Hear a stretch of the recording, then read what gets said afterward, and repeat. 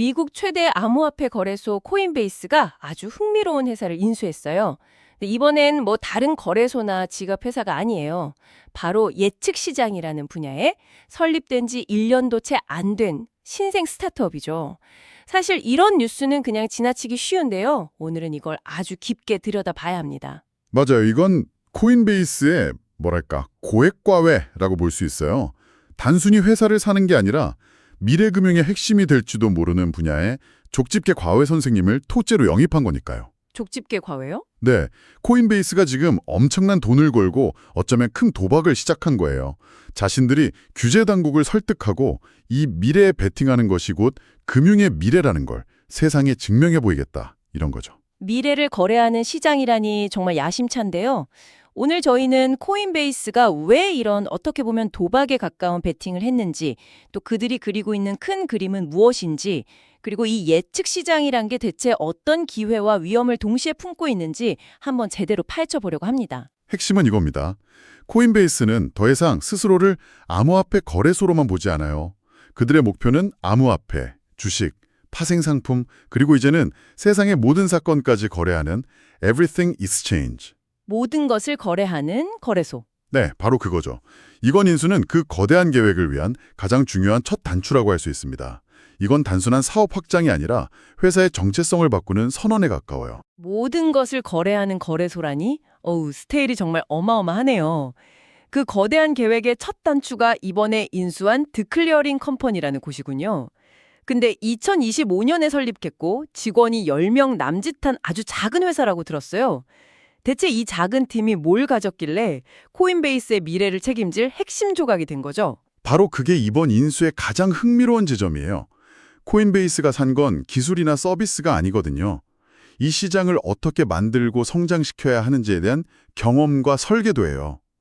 특히 창업자인 토니 게메일이라는 인물을 주목해야 하는데요. 토니 게메일이요? 네, 이 사람이 예측 시장 분야의 양대 산맥인 폴리마켓하고 칼시, 이 두 곳 모두에서 성장 전략을 총괄했던 인물입니다. 잠깐만요. 그건 좀 이상하게 들리는데요. 코인베이스 정도 되는 회사가 고작 10명짜리 팀에 경험이 필요해서 회사를 통째로 인수했다고요? 자체적으로 최고의 인재를 뽑아서 팀을 만드는 게 훨씬 싸고 빠르지 않나요?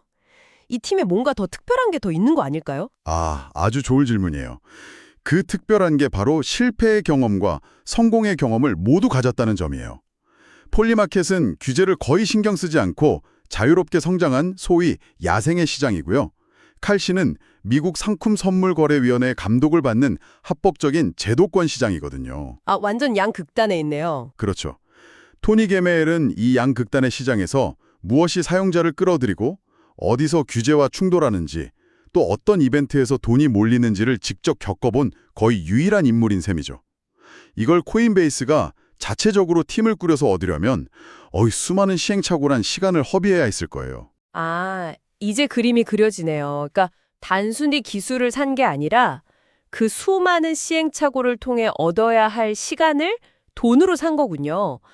게다가 이 회사가 온체인 기반의 규제 친화적 예측 시장을 만들겠다고 했다면서요. 온체인이라는 말이 나왔는데 이게 왜 중요한가요? 온체인이라는 건 모든 거래 기록이 블록체인에 투명하게 남는다는 뜻이에요.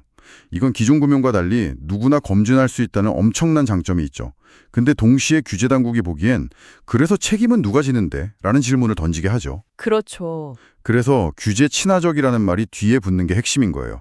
투명성은 블록체인으로 확보하되 운영은 규제의 틀 안에서 하겠다. 이런 거죠. 사실 코인베이스 벤처스가 이미 올해 8월에 이 회사에 시드 투자를 했다는 점도 주목할 만해요. 아, 미리 알아보고 있었군요. 네, 잠재력을 미리 알아보고 관계를 맺어오다가 아예 내부 핵심 역량으로 흡수해버린 아주 전략적인 움직임이죠. 알겠습니다. 그럼 이제 예측 시장이라는 개념 자체를 좀 더 자세히 들여다보죠. 아마 많은 분들이 이거 그냥 도박 아니야? 라고 생각하고 계실 것 같아요. 사실 저도 처음엔 그랬거든요. 이게 기존의 금융상품이나 베팅과는 어떻게 다른 건가요? 가장 큰 차이는 정보의 가치를 거래한다는 점이에요. 예측 시장은 말 그대로 미래에 일어날 일의 결과를 직접 사고 파는 시장입니다. 예를 들어 차기 미국 대통령은 누가 될 것인가 또는 연준이 다음 달에 금리를 인상할 것인가 이런 사건의 결과에 대해서 일어난다, 즉 yes 또는 일어나지 않는다, no 이 계약을 거래하는 거죠. 계약의 가격이 그럼 어떻게 정해지는 건가요? 바로 그 가격이 시장 참여자들의 집단지성이 반영된 확률이 되는 겁니다. 가격이 확률이 된다. 이게 구체적으로 어떤 의미죠?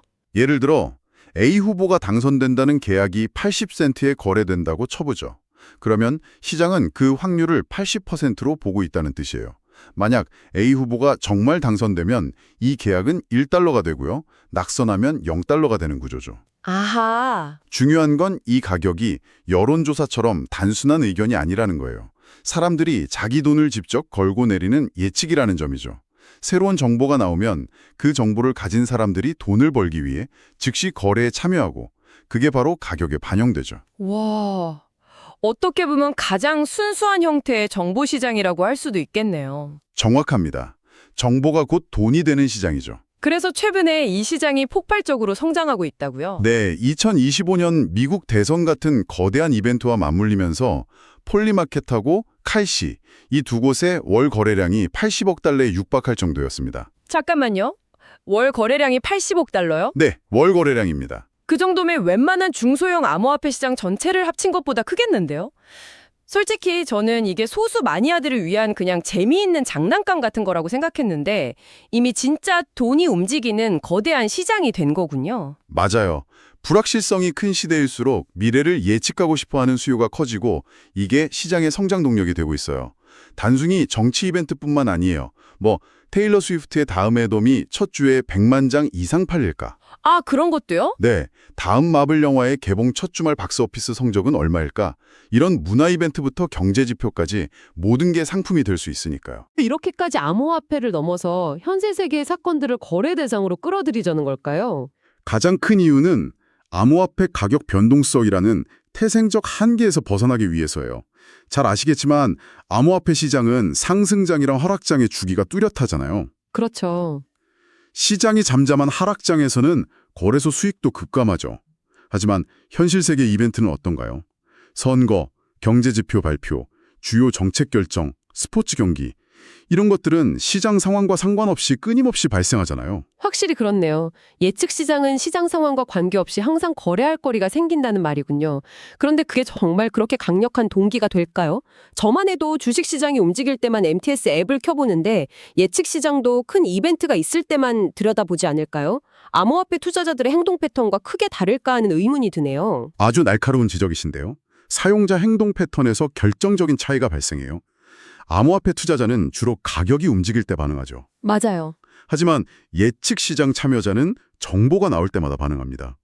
예를 들어서 대선 예측 시장에 참여했다면 새로운 여론조사 결과가 나올 때마다 후보의 토론회가 끝날 때마다 심지어 작은 가십거리가 터질 때마다 자기 포지션을 조절하기 위해서 앱에 접속하게 되죠. 아, 훨씬 더 자주 들여다보게 되겠네요. 그렇죠.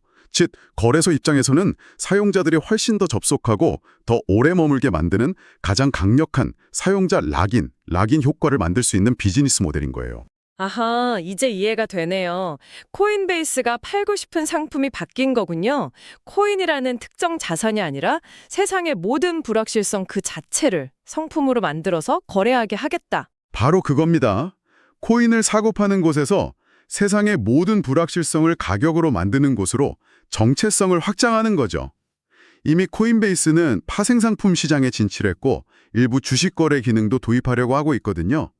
여기에 예측 시장이 더해지면서 하나의 계정과 인터페이스에서 모든 자산을 거래하는 거대한 금융 플랫폼의 그림이 완성되는 거예요. 그렇게 되면 투자자 입장에서는 또 다른 기회가 생길 수도 있겠네요. 물론이죠. 완전히 새로운 기회가 생깁니다. 새로운 기회라면 어떤 걸 말씀하시는 거죠? 예를 들어서 당신이 태양광 에너지 회사 주식을 많이 가지고 있다고 상상해 보세요. 그런데 다음 선거에서 친환경 에너지의 적대적인 후보가 당선될 가능성이 보인다면 불안하겠죠? 네, 불안하죠. 이때 예측 시장에서 그 후보의 당선에 베팅을 하는 거예요. 만약 그 후보가 정말 당선돼서 당신의 주식 가치가 떨어지더라도 예측 시장에서 번 돈으로 손실을 일부 만회할 수 있죠.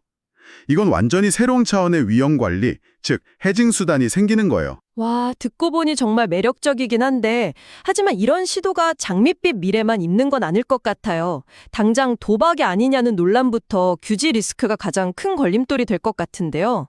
맞아요. 그게 가장 큰 허들입니다. 특히 정치나 선거 같은 민감한 이벤트를 거래 대상으로 삼을 경우 규제 당국과의 충돌은 불가피할 수 있어요. 실제로 칼시의 사례가 있었죠. 칼시는 아까 말씀드린 미국 상품선물거래위원회 CFTC의 규제를 받는 합법적인 예측 시장인데요. 아, CFTC요? 원래 원유나 곡물 같은 선물 계약을 감독하던 곳인데 이제는 암호화폐나 예측시장 같은 새로운 디지털 자산의 규칙을 정하는 가장 중요한 기관 중 하나가 된 바로 그곳이군요. 네, 바로 그 CFTC로부터 칼시가 미국 의회 선거 결과를 거래 대상으로 상장하려다가 거부당한 사례가 있어요. 정치적 이벤트가 공익에 반하는 도박이 될 수 있고 선거의 공정성을 해칠 수 있다는 우려 때문이었죠. 아, 바로 이 지점 때문에 코인베이스가 이번 인수를 발표하면서 규제된 시장, regulated market이라는 점을 계속 강조하는 겁니다. 폴리마켓처럼 무허가로 운용되는 곳과는 완전히 다른 길을 가겠다는 선언이죠. 규제 말고 다른 위험은 없을까요? 예를 들어 특정 세력이 돈으로 여론을 조작하는 것처럼 예측 시장 가격으로 움직여서 선거에 영향을 미치려 할 수도 있잖아요. A 후보 당선 확률 80%라는 가격을 인위적으로 만들어서 유권자들에게 영향을 주려는 시도 같은 거요. 혹은 좀 끔찍한 상상이지만 끔찍한 일이 일어나길 바라는 시장이 생길 수도 있고요. 정말 중요한 문제입니다. 바로 시장 조작과 윤리적 문제죠. 시장 조작을 막기 위해서는 거래 상한선을 두거나 특정 참여자의 거래량을 모니터링하는 등의 장치가 필요하고요. 이걸 설계하는 게 바로 The Clearing Company 팀의 핵심 역량 중 하나예요. 그리고 윤리적 문제, 예를 들어 암살이나 테러, 자연재해 같은 사건에 베팅하는 시장이 생길 수 있다는 우려는 더 심각하죠. 그렇죠. 그래서 규제 당국은 어떤 이벤트를 거래 대상으로 허용할 것인지에 대해 아주 엄격한 가이드라인을 만들려고 하는 거고요. 코인베이스는 바로 그 가이드라인을 규제 당국과 함께 만들어가면서 합법적인 테두리 안에서 시장을 키우겠다는 전략을 쓰는 겁니다. 다른 규제 전쟁의 시작이 될지 그 갈림길에 서 있는 셈이네요. 맞습니다. 앞으로 코인베이스가 규제 당국과 어떤 관계를 맺어가는지에 모든 것이 달려 있어요. 그들이 얼마나 투명하고 공정한 시장을 설계하고 규제 당국을 설득해서 신뢰를 얻을 수 있느냐가 성공의 관건이 될 겁니다. 자, 그럼 한번 정리해 보겠습니다. 코인베이스의 이번 인수는 단순히 몸집을 불리는 게 아니라 회사의 본질 자체를 바꾸려는 야심찬 계획의 일부라는 거군요. 암호화폐 거래소를 넘어서 세상의 모든 불확실성과 미래를 거래하는 금융 플랫폼으로 진화하려는 꿈을 꾸고 있는 거고요. 그렇죠. 이 인수가 시장에 던지는 신호는 명확해요. 암호화폐 산업의 다음 성장 동력은 더 이상 새로운 코인이나 블록체인 기술 자체에만 있는 게 아니라 현실 세계의 데이터와 얼마나 잘 연결되느냐에 있다는 겁니다. 그리고 거래소의 역할 역시 단순히 자산을 중개하는 곳을 넘어 세상의 다양한 정보와 데이터를 가격으로 만드는 정보 시장으로 확장될 것이라는 점을 보여주죠. 앞으로 여러분이 뉴스를 통해 선거나 경제지표 발표 같은 소식을 접할 때 한번 이렇게 생각해 보시면 어떨까요? 만약 저 사건의 결과를 내가 직접 거래할 수 있다면 가격은 얼마일까라고 말이죠. 코인베이스는 바로 그 질문에 대한 답을 성품으로 만들고 있습니다. 과연 세상의 모든 불확실성을 사고파는 이 거대한 실험은 성공할 수 있을까요? 코인베이스라는 거대 플랫폼이 본격적으로 진입하면 예측 시장이 소수 마냥의 영역을 넘어 주류 금융으로 편입될 가능성도 열리게 돼요.